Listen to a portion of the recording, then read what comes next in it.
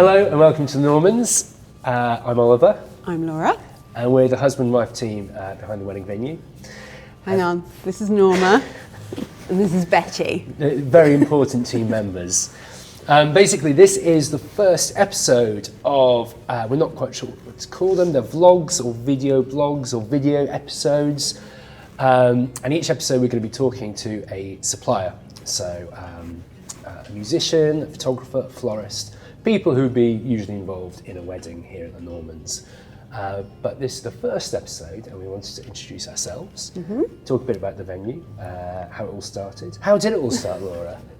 Well, Oliver. Well, it started with you and I getting married. Yeah.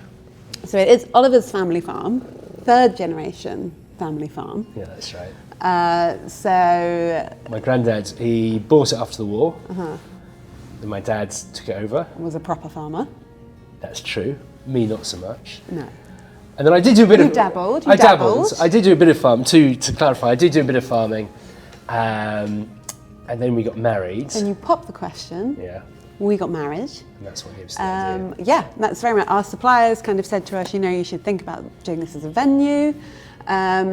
So after a pretty awesome wedding and a pretty awesome party, we did just that and spent a year, reinventing the various dusty farm buildings, which we'll show you around. And it turned into the Norman. So if and when you come to the venue, you will likely see various members of the family, the dogs, our grutty children. We keep them locked away on wedding days, Don't worry, but yeah. It is very much a family farm, a family business. Husband and wife team, and now we also have the wonderful Sharon and Dave, another husband and wife team who work with us, looking after the venue, making sure everything runs smoothly. Here we are, outside, as if by magic. Amazing. Okay, so this is the start of the tour. You can hear in the background, as we mentioned, we are very much a working farm, so apologies for that. It gets a bit more civilised inside. No apologies needed, it's all part of the authenticity. Yeah, it's part of our charm. The Normans.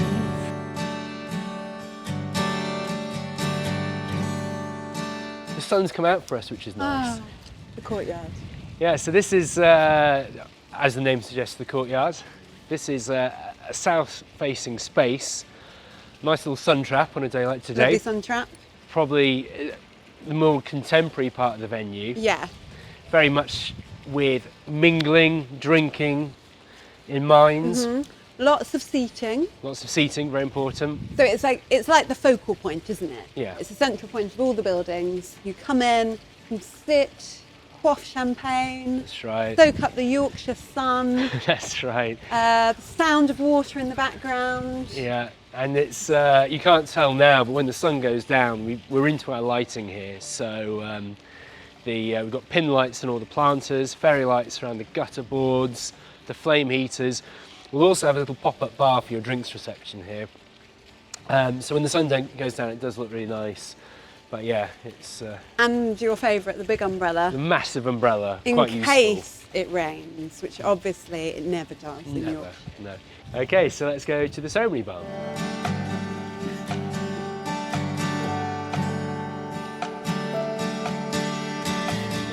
So here we are in the ceremony barn. Yeah. It's actually an 18th century threshing barn. But did your grandfather use it as such? Very much so. But obviously when my dad took over the farming became increasingly mechanised, so lots of big tractors and combines. So this was literally just gathering dust until we decided to turn it into a ceremony barn. Yeah. But we haven't done an awful lot to it. No, I mean, I love all the exposed brickwork and pipework, and we've just embellished with lighting. I love it too.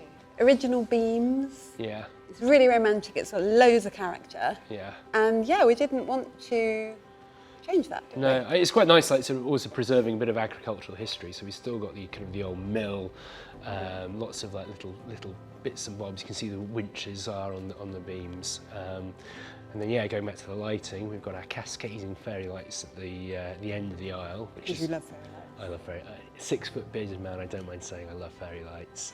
But it's a nice focal point, isn't it? And a nice backdrop for bride it's like and an groom. altar, almost. Almost, yeah. And then obviously we light all the candles down the ledges. And then when people are wed, if it's nice and sunny, throw open these doors. back out into the courtyard. Champagne corks popping, red arrows flying overhead, music, laughter. But if the weather's not great, we obviously don't chuck out bride and groom into the rain. To the bar. Yeah, we come through this way. So if it's sunny, the couple go out into the courtyard after they're married. On a day like today, it's raining, we bring them through here. To the bar. To the tack room bar, that's right. So, this is the tack room bar. It used to be, as the name suggests, a tack room where we kept all the saddles and bridles. And a stable. And thus the mangers. So again, lots of nods to our agricultural past. And all authentic. These are, horses used to eat from those. They did. Cows? No, actual horses that lived on the farm. Let's just say horses, yeah. But today, obviously, it's a very useful little bar. So as we say, couples will come in here if the weather is raining and the cow stalls, but also great for winter weddings as well. It's nice and cosy. Got the fire, stick the heating on. It works really well for November, December weddings. But even on a nice day, when we have the pop-up bar outside in the courtyard, when the drinks package is finished, guests will come in here for a gin and tonic or a beer. So it's used all year round, and it's linked to the cow stalls. It is. Let's have a look. Okay, so on into the cow stalls. Here we are. So again, cows used to live here. Cows did used to live here. Got rid of them, though. In fact, there is a picture of you as a little boy feeding calves for anyone who's interested. Which there won't be, but still, yeah. It's so we've now just turned it into essentially kind of a nice seating area. In cold weather, we close all doors, turn the heating on. It's really nice and cosy. It is. In summer months, we open up all the doors. It becomes kind of an extension of the courtyards. Guests can drift in and out as they choose. Hang out here. People often you can have it as is, which is how it comes, but people often fill the troughs with flowers. We've had people hang bunting or lighting. Lanterns, glass baubles from the mangers. That's right, yeah. And it's just a nice little hangout. Yeah. Also popular with drunk people.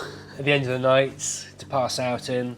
A lot of crying goes on in here. Yeah, a little bit of 11 crying. PM. But no, it's a great area, and very much like kind of the ceremony barn before and the tack room. It looks great as is, so you don't have to do anything with it if you don't want to.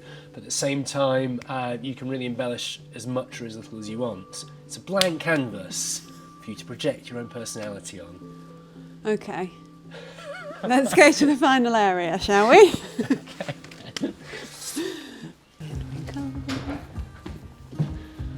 So, here we are in the grain shed. Which used to be a grain shed.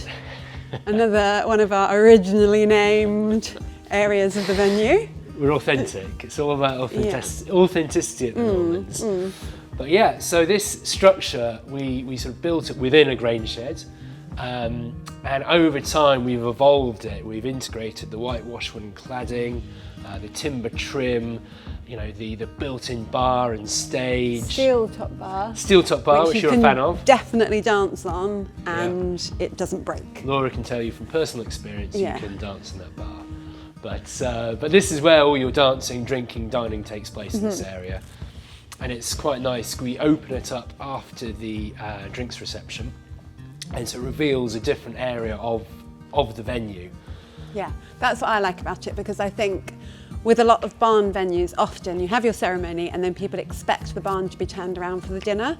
So actually having this concealed and then opening up as you call people for dinner, it's like this surprise, it's this big party room. Big reveal, And it has like a real wow factor. Yeah, no, definitely. And it works well, especially because couples have 3-day access to the venue. They can set up here on the Friday, all the place names, all the flowers, everything's ready.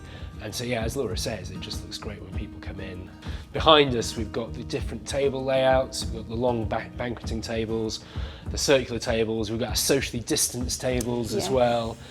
So it's a really versatile space, which we really like.